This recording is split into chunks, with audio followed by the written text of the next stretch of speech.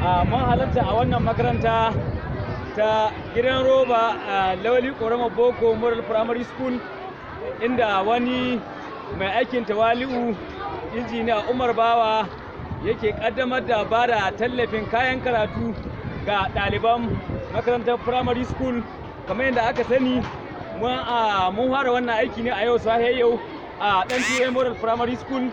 A yanzu insha Allah subhanahu ta'ala ga muna a gidan roba Model Primary School. Abu na gaba, abu na farko da zamu fara shine bude taro da addu'a, wanda zamu gaito wani malami a cikin wannan makaranta, Malam Isa Umar, Malam Isa Idris, domin ya bude mana taro da addu'a.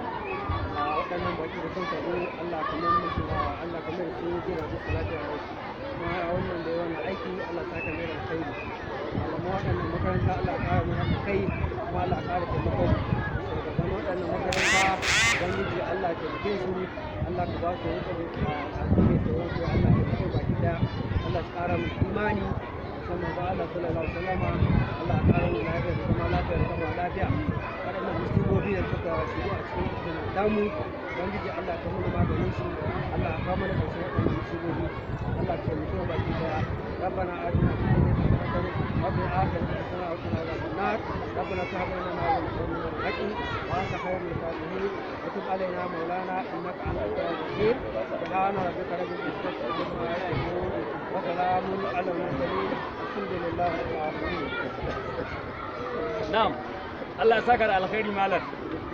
Abu na gaba cikin jerin ajandodinmu shine introduction, takaitaccen jawabi na wannan foundation daga wani na hannun dama injiniya Umar Bawa, Malam Ismail Lawali Mejo zai zo ya dan mana takaitaccen bayani na wannan foundation. Assalamu alaikum. Wannan taro babu shakka ni na hannun dama injiniya Umar Bawa ne, wanda takanas ta Kano ya kira ni daga wani garin in zo in shaidi wannan kasancewar wannan foundation ya samo asali tun 2015.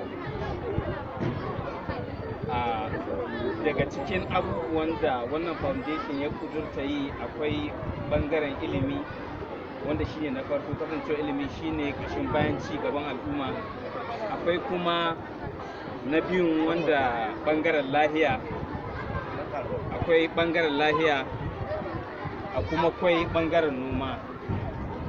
So kasancewar wannan makaranta a ƙaramar hukumar mulkin Gusau tana da tarihi, shine mun kasa ta na biyu wanda za mu zagaya a basu wannan tallafi. Kuma wannan is just a start, an soma ne insha Allah. Kamar yadda muka samu labarin ɗalibai suna kan jarabawa zuwa dawowa daga hutu, insha Allah za a karaɗe dukkan azuzuwan da ba su samu ba in Allah ya yarda.